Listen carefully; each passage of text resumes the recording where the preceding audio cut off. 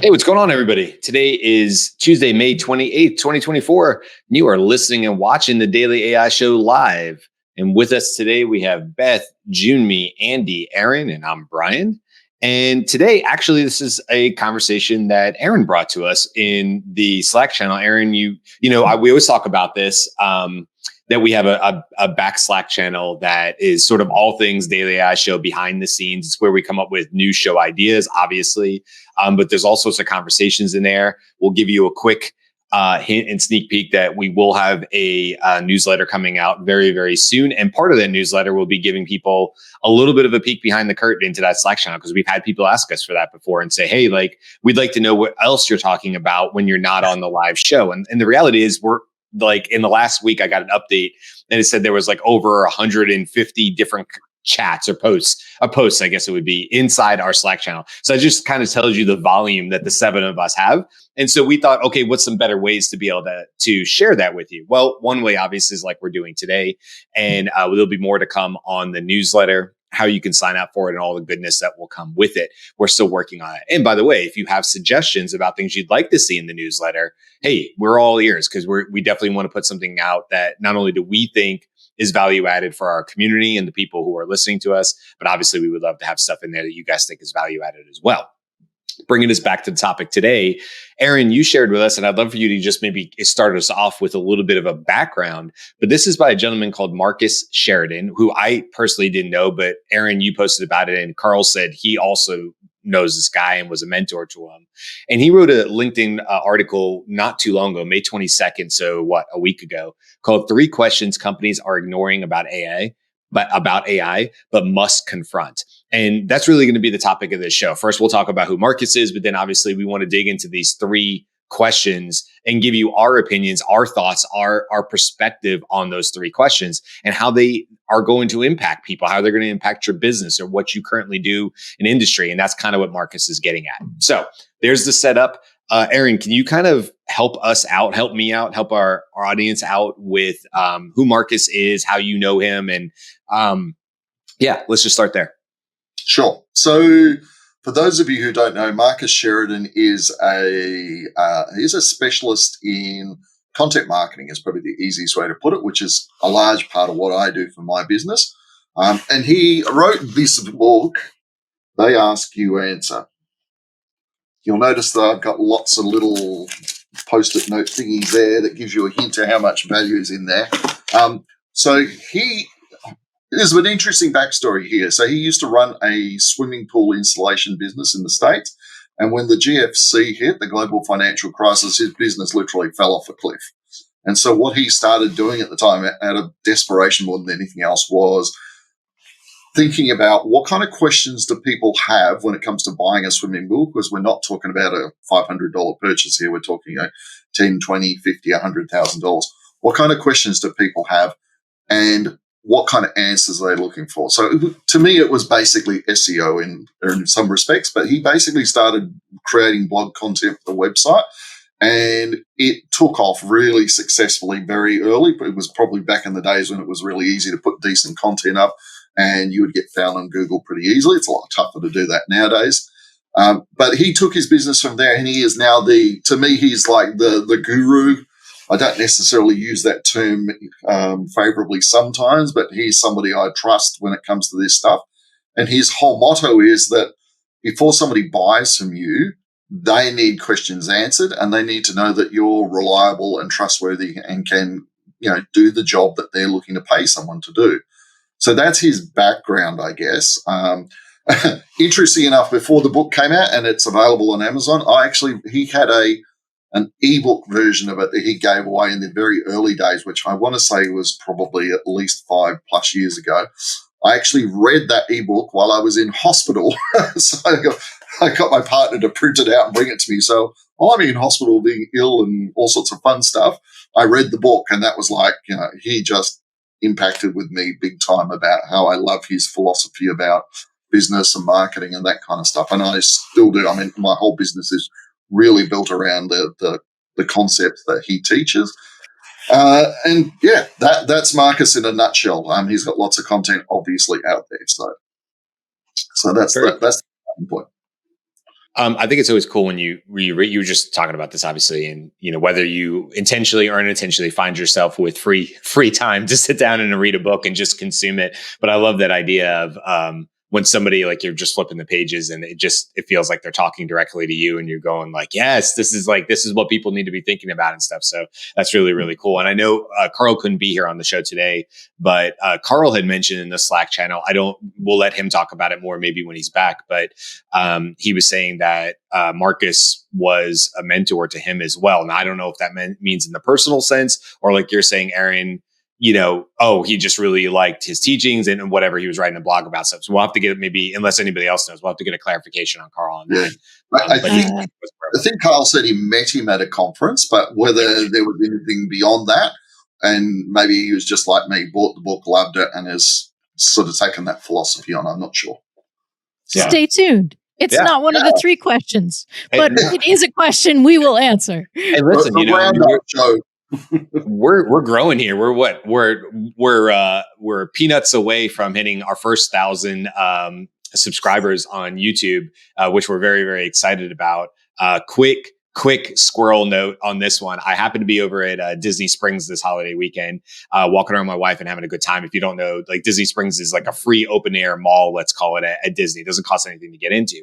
And I saw people having I sat down, my wife was going to get poutine. Wish Carl was here for that.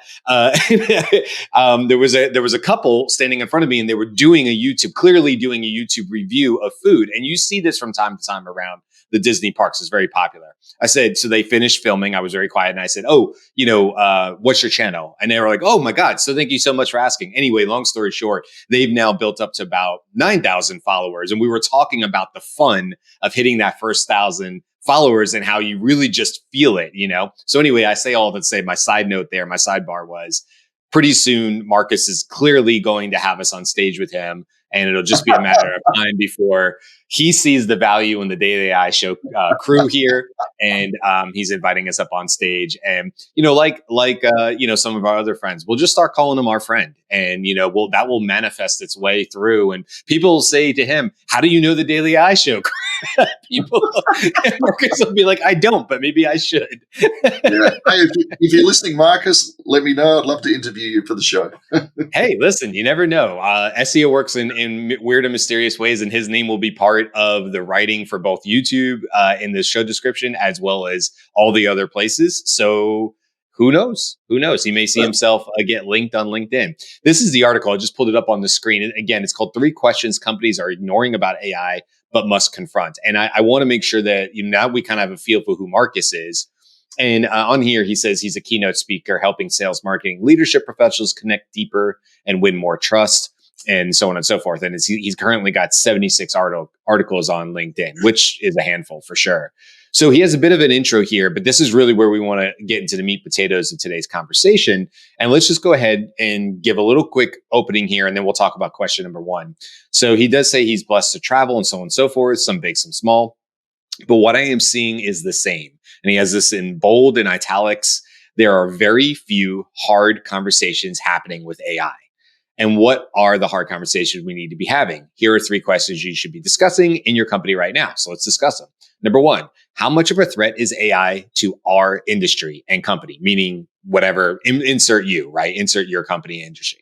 He says, for example, there's a very big difference between AI threat levels of my swimming pool company versus my sales marketing company Impact. AI likely won't be building swimming pools for a long time, but sales, marketing strategy, coaching, etc. ? Yeah, that business model is under serious threat. We can't ignore this reality, or we can do something. We can ignore this reality, or we can do something about it. Okay, so let's pause there. So how much of a threat is AI to our industry and company? So who wants to kind of jump off from there? So these conversations are really hard to have, right? I mean, that's one of the core pieces in this. And in fact, that's a scary thing to look at. Like, let's just name that up front. what you're sort of confronting is this rapid pace of change, the ever evolving capabilities of AI that is both absolutely happening and also weirdly unpredictable in terms of specificity, right? And consistency. So you're so you're like moving around trying to figure out this kind of thing, and you're also confronting change management. Right. So you're not just confronting your own kind of excitement or resistance or whatever your initial reaction is, or your personal reaction to what AI is bringing. So all of that is wrapped up in trying to get yourself to a place where you can be present to the reality or the current, what looks like reality of how much of a risk is what's happening in AI to your business. And these are, I'm excited for the show today because these are conversations that I love to have and facilitate. So let's go.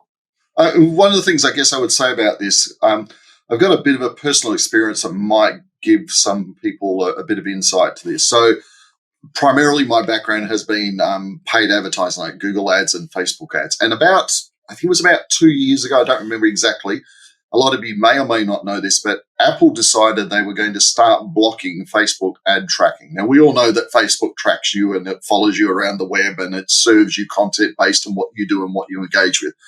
Well, Apple's ad platform has something called the Pixel. It's just a piece of code that tracks what you engage with. And it was amazingly good. And like back in those days, I was primarily working with real estate agents here in Australia, helping them generate leads for their business. And it was amazingly effective. I could go into any suburb in Australia, set up an ad campaign, be generating leads to my clients within a couple of days. And it was very predictable. Now, after nearly 19 years in digital marketing, let me tell you, it's hard to find very predictable at the best of times. So what happened is Apple decided they were going to go privacy-centric. There's a whole story on that I won't go into. But they basically gave people the option for iPhone and iPad users to block Facebook's application on their device from tracking them. And as you would expect, most people, probably 95% of people, decided, yeah, I like that. I don't want Facebook tracking me. And I can go into my inbox in my email and I can see the day where it impacted my account because the lead gen for my clients fell off a cliff overnight. Like it went from, a couple of hundred leads a day to 1 or 2 or 3 leads a day. And it was very, very obvious. Now, I kind of relate that to where AI is going to come in and impact in some industries. And I certainly think marketing is one area where it's going to impact it. At the moment, we're all kind of sticking our toe in the water thinking, yeah, this is cool. Maybe this is not, but people are having the hard conversations. So imagine if your business is a high-risk business when it comes to AI completely revolutionizing that. You could go from being big, successful, profitable to potentially out of business.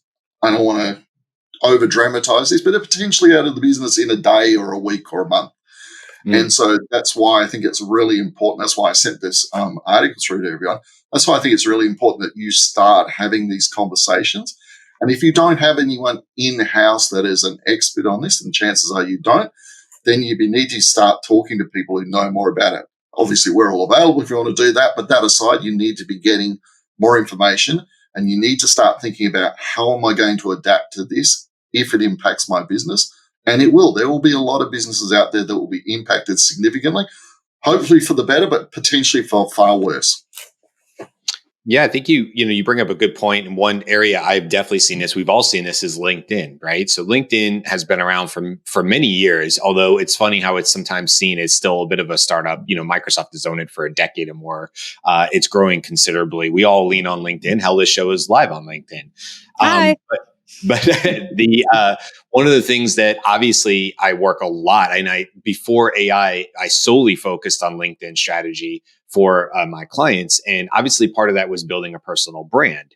So it's very important. We knew this years ago for CEOs, CXOs, different people in the company, all the way down to your sales reps and so on and so forth, to build their own personal brand. Before that, it was maybe considered a little taboo to do that, or there was reasons why people wouldn't. They say, "Oh, I'll just lean on my company page." I bring it up to say that at my previous job and earlier in this job, I've been at scale 3 years now. 3 years ago, to write copyright and to stand out on LinkedIn was a hard process. To get real professionals in there and help build a personal brand was tough. It still is. I'm not taking anything away from anybody building personal brands. It takes attention to detail. But what we've definitely seen with AI is now that writing AI content can now become a commodity. And so now all these businesses that and CEOs that maybe had a competitive advantage because maybe 2-3 years ago, they were building their personal brand, got themselves up to maybe 10, 15,000 followers on LinkedIn, which would be substantial. It's definitely above the normal average. Now it's much, much harder for them to be able to do that because of AI. So now when I look at a question like how much of a threat is AI to our industry? Well, insert any industry really. And if you were previously leaning on something like AI or LinkedIn to build your personal brand, to attract people to your business and say, well, there's many businesses that do this, but I want to work with Eran. Period. Right. I love what Eran puts out. I love what Marcus puts out. I'm going to buy Impact, his marketing company. I'm going to work with Impact because I love Marcus. Right. Well, that's getting harder now because of the proliferation of AI content. So now any company has to be thinking about how do I yet again differentiate? If now just writing content and putting out new posts every single day or 3 times a day is basically an automated process if you choose to be so or do so. Now, how does AI impact your business? Well, you got to figure out how to pivot now. And whereas 3 years ago it was about building a personal brand, now it's okay, not just that, but how do you put out video? How do you put out different types of content that are still going to attract your audience, your persona, the audience that you want, and still get them to know, like, and trust you so they come to your business? And look, there's not much industries, I don't think, in that particular use case that it's not impacting. And businesses definitely have to sit up and say, okay, it's not just about writing content anymore. That's just one small area of one part of how companies might be doing. And of course, there's thousands of these examples. Yeah. In more direct response to the question, which industries are going to be most directly impacted in the near term by the advent of AI, I think you have to put a big circle around creative marketing agencies with like a caveat that if they're truly creative and differentiated, then they'll probably have a longer duration than the ones that are simply doing execution of go-to-market strategies and marketing programs and customer support. So if you're an agency out there, and think how many zillions of agencies there are out there globally that have supported companies with marketing services, that is, over the course of the next decade, going to be substantially replaced by AI. Already customer support, CSRs are being replaced by very, very sophisticated AI assistants. And I think those two are the industries that you have to think about right now. Well, another example for that is stock photography, right? Like, if your dream is to become a stock photographer, like, let me tell you right now, like, pivot. Because that is once DALL-E and Midjourney and Leonardo's Stable Diffusion, those sorts of things got into a place where they were relatively good at creating things that looked like stock photography. That is something that dropped kind of quickly, precipitously, with the exception of who has rights to that. So if you're looking for stock photography that you personally own rights for and nobody else can use it, that's still a question in our stuff. But that is an example of an industry that, like, boom, a huge change has already happened. It's pretty quiet, the change. Maybe that's because I don't know. I don't have personal stock photographers in my circle, but I can certainly see the way that they talk in online communities. One of my best friends is a photographer. She didn't necessarily do stock or doesn't do necessarily stock photography, but there's just no doubt the impact it's had. Now, in photography, I will speak for her a little bit. My friend Angela, who's just amazing. But obviously, she was impacted years ago with the advent of a phone over needing a camera, right? I'm not the phone, but Right. the iPhone, right? And being able to quickly take what people felt were, well, it's got a 12 megapixel image or whatever camera. That's the same as her Rebel, blah, blah, blah, or Canon like insert some high level camera. I'm a photographer now. And of course that's not the case. She has real skill that she's built up over 20 plus years of experience, but she's able to see it. So like, I don't think AI is like hitting her over the head because she's been dealing with this sea change for quite some time. Marketing, things like that, obviously finance, legal. If I was a low like intro coder, I would be concerned. These are sort of like, to me, low hanging fruit. But I think back to question one, and then let's pull up question two. Like if you're a CEO, CXO, if you're in charge of a company or even in leadership at a company, and you're currently sitting there listening to us right now and going, well, we're not marketing, we're not enter answer, we're okay. Let me give you an example, Brian. Let me give you an example, which kind of fits into the second question of Marcus's, which is how much of a threat is AI to the specific positions we have on staff? Which ones will become redundant? So there was a TV show documentary here in Australia I watched a few years ago, and we were talking about AI. This was before ChatGPT. This was just AI as it was known back there, and they gave an example of students from university studying law. And they put a good law student who had to do maybe an entry-level lawyer role, who had to do research for a case. Mm-hmm. They put that student up against a computer with AI, which had all of the legal stuff in it. And basically was, here's the specifications of the case. You need to do the research and come up with some, I'm not a lawyer, don't play one on TV, but you need to come up with the basics for the case. And the lawyer went off and did what she would normally do. She'd go out and search the law library and all this kind of stuff. And the guy on the computer with the AI just went, here's the details, give me the details, and push the button. And within a couple of minutes, it was done. And that young lady was looking there going, excuse my French, I'm going to swear, I apologize. She basically said, holy shit, I'm out of a job. Now, that's a lawyer. That's nothing to do with marketing. And there are particularly businesses, I think, where there's knowledge involved, particularly where there's lots of written knowledge, there I think definitely at high risk. If you happen to be maybe a gardener or a landscape artist or a chef or something, your job's probably not going to be anywhere near at risk. But anyone in the knowledge space and the educational expertise space, I think you're all at risk because AI can pull that information out and maybe at least knock out the low-level and mid-level people in the industry. So only the real top pros with the great networks and the great expertise are the ones that are going to survive this. And I wouldn't say, like you mentioned, gardener or landscape architect, right? My sister-in-law is a by trade interior designer, but she works for a major food company and has to do with restaurants and stuff like that. That's what she does now. But by trade, she came out of school as that. And I think what I see with that, Eran, is like, okay, you're right. If you're a landscape architect, you're working with people and you're going to say, I'm going to redo your front or backyard and blah, blah, blah. Well, obviously we know there's so many AI tools that are either out now or coming with virtual abilities and overlays and things like that. So whereas, yes, maybe that particular person is not at risk when it comes to question two, like who on my staff is at risk the most, or who should we be looking as far as AI? I would be definitely looking at and saying like, okay, do I have a job that currently takes 5 of us at an office, but now with the advent of insert AI technology or solution, it could be done with 2 of us. And if you're looking, I mean, that may be a lot of people, but if you're thinking that way, then you also have to be thinking like, okay, what can I start to do to differentiate now? Is it further education? Is it deep dive into these AI technologies to future-proof myself against other people who are perhaps as talented or more talented than I am at my specific job?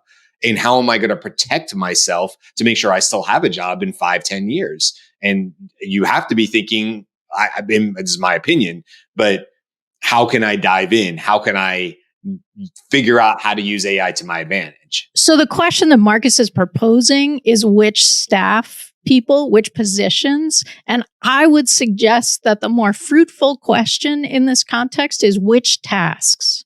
What are the tasks that happen that actually are most at risk or most at benefit from some sort of AI interaction and potential automation that connects with AI and then comes back to the person. So if you are a landscape designer in this context and you usually spend half a day designing something, and now you can spend 30 minutes designing something and have a comparable result, that is what we're talking about in this. I do also know that if you loved that half day and now it happens in 30 minutes where you just look at it and go, yeah or nah, that massively changes what you're doing. Mm-hmm. Like I'm not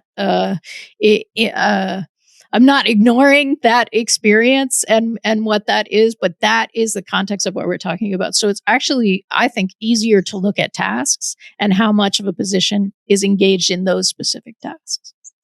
And I have to be honest, when I mentioned landscape artists, I was primarily thinking of somebody who was actually out in there with their hands on the tools, forgetting that they've got to design it before. So, I mean, ChatGPT is not going to replace the man or the woman driving the shovel, for example. Correct. Once OpenAI gets their robots out and they take over the world, then that's all done and dusted. But you're right, in terms of designing the garden or coming up with the concepts, that's going to be a lot quicker and faster. And yeah, it's going to be harder to differentiate yourself, I suspect. So I made a list of all the jobs that Perplexity says are at risk. And it's too long to recite here. I'm not going to bother. And there are very, very few jobs that they say are, going to be in a defensible position. And this leads us to, Elon Musk's repeated prediction about the future, which he just made at Viva Tech last week again, which is that in the future, work will be optional. You'll only work if you want to and you feel a need to, be involved in something productive, because to vast extent, robots and AI are going to make all the things that humans need in order to survive and thrive. And so let's take that, and he describes this, by the way, as the outcome in the benign scenario, meaning, this is not the one where there's radical disruption. And one of the enabling features of that benign scenario is universal high income, meaning there's a redistribution in effect of the output of AI plus robotics that's fairly apportioned to society in a way that, you're comfortable and you don't have to work. All of your needs are taken care of in effect. So the response to that is, what can you do today to defend the job that you need today in order to maintain your personal economy? And there's new parlance that I never heard of all through my career, which is upskilling and reskilling. And what they mean by upskilling and reskilling is, okay, number one, pursue AI literacy. Why? Because this will allow non-technical professionals, the ones not actually shepherding the AIs that are doing all the work for us, but the non-technical professionals to effectively collaborate with AI. Well, that's a kind of a circular argument that says, you're not going to be necessary anymore. But what you need to do now is learn how to be a companion to the things that have obviated your contributions to society. Now there will be other contributions, but I just think there's not a lot of substance to upskilling and reskilling, except for us right now, because there's a window, and I think the window is at the 10-year mark. But during that window, you can, by exploiting the capabilities of AI, which is not a trivial undertaking. I can tell you, I've spent the last year and a half working on it myself, but developing the aptitude and the skills to actually apply AI to something productive. We're still at the early stages. So upskilling by achieving AI literacy and practical effectiveness using AI, those things are intensely valuable in the near term. Right. The flip side of what Andy's talking about is the $1 billion unicorn, right? Is the single person unicorn.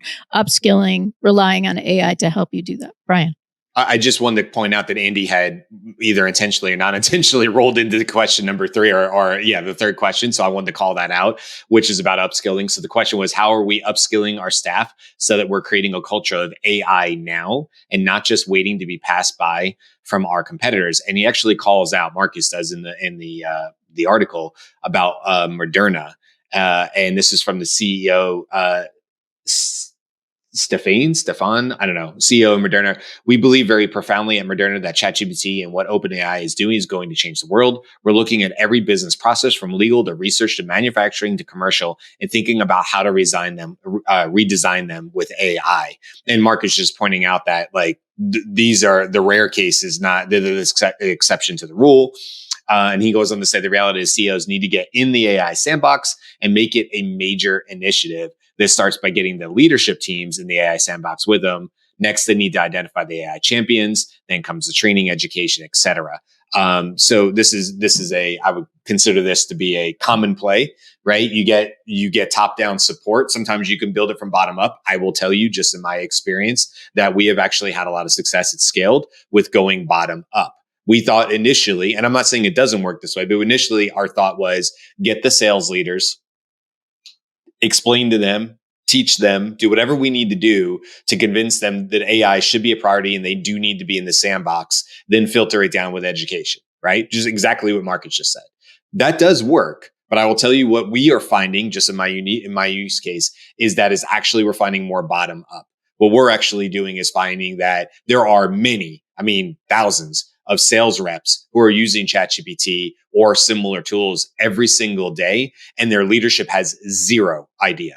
Either because they're worried about the implications of their job, because it's outright banned, and they're using it on their phone because they cannot use it on their computer. I can tell you I have family members and such who cannot use it on their work computer, period. End of discussion. So they find workarounds, as you would, right? Because they still are going to use an AI technology that they believe can help them be more efficient at their job. But the business has no idea what's going on. So a lot of times what we're finding is this bottom up approach where we do find and find people and provide solutions to the base workers who are then bringing it up the chain to the point where we find sales leaders come to us and they say, hey, I'm just now becoming aware that 6 of our sales reps use your scaled AI solutions. And we're like, that's in fact, they do. That's correct. And they're like, how do we make this a thing? How do we become official? How do I like you? So we work with a lot of business with that, but it does become back to this sort of upskilling. But I just want to point out that at least in my perspective, what I've seen it work in both directions with it. And I think the thing I would say, Brian, is that particularly if you're a business owner and you've got staff working for you, and maybe you haven't really done much with AI, you need to start thinking about the benefits it potentially offers you. Because, you know what, I've been considered by people in the know, I've been a very good marketer for the last 18 or 19 years. But AI is making a lot of what I do better because it's either speeds the process up or helps me think outside the box more, or even provides advice and stuff like that to me. So as a business owner, it's not necessarily about getting rid of staff or replacing their workload with AI. Leverage the technology by getting good at it so that it improves your business. It raises the water and floats all the boats up. And that way you can outcompete your competitors who are not doing this. You can start having a really significant advantage over them that they are sticking their head in the sand and not taking on. So, really important. Marcus and I both came to the conclusion at pretty well the same time that, as far as content creation goes, creating blogs and written stuff is fine, but we're going all in on, he's started going all in, but I still do a lot of video because I don't see video going away anywhere near as quickly as written content because it's still harder to produce even with AI video cloning. But, in 5 years' time, who knows? People like Marcus and I may be retired and we'll hope like hell that we get universal wealth and don't have to work for a living and that kind of stuff. Otherwise, we're all screwed. Anyway. Yeah, I think it's good to highlight that part, Eran, and more on what Andy was saying. Andy might be totally right that there's this 10-year period where we can take advantage of this gap and upskill or adjust our businesses. But I think the most important part of this is closing the gap, right? It's because of the gap between the society and the technology advancing that we're going to see these huge changes and things like Elon's talking about, universal high income or UBI or any of those kinds of concepts, because those are all systemic changes. But for our audience who wants to be concerned with their business now and how it's going to affect their business, they need to make the change now. They need to, increase their AI literacy. This needs to be applied. And like how Marcus says, an AI now approach is so that whatever changes are going to come, whether they're net positive or, they might be a little more dystopian, you need to adapt to those changes. And luckily we're humans and we're great at that. So I think we just need to make sure that when we have our group like Daily AI Show that can help people realize, hey, learn this thing, become aware of it, know what it's about, apply it to your daily life, because it's here and it's going to affect you in a multitude of ways. Yeah. I think that's a great place to end this conversation. Of course, like I said, we will be continuing to have this conversation in our Slack channels as we discuss it more, and we'll bring that to you as we can. The rest of this week, tomorrow, we're going to be talking about the news over the last 7 days, and the news cycle continues to be hot coming into the last few days here of May. On Thursday, we're talking about data analytics and what happens. The title of that shows Data Analytics is Dead and AI is the Killer. So if you want to talk about business intelligence, if you're curious about data analytics, that's what I did for 3 years prior to working in my current role. So I feel at least partially, ready to talk about that. It's a fun topic for me. And I really definitely want to talk about what does the future of data analytics look like in the age of AI? And I think that's going to be a really eye-opening conversation. So that's on Thursday. Come back for that. Friday, we're doing an honest review of Google Gemini, but not just Gemini, specifically Gemini and how it can help you in your workplace. So some things are rolled out, some things haven't. We've certainly seen, we'll talk about it tomorrow in the news, where Gemini has fallen flat with their AI overview. But we're specifically going to be talking about, hey, where can Gemini actually help you today? And where is it beneficial in your workplace? Very similar to the way that Microsoft Copilot would be with 365, which is its own mess, as we've seen. So we'll talk about that on Friday, and we'll give you our best review. And of course, we'll tell you the things where we think it absolutely falls flat. But maybe at the end of that show, you'll have 5 or 6 things that you feel like, you know what? Okay, I can reasonably and reliably use this skill right now to make my work life better. And we'll go from there. So that's what we have coming up the rest of this week. And then onward and forwards for June and the rest of the summer. It's going to be a busy summer. Keep coming back and hanging out with us. Thank you for everybody tuning in. And we will see you tomorrow for the news. Until then. Arrivederci. Aloha.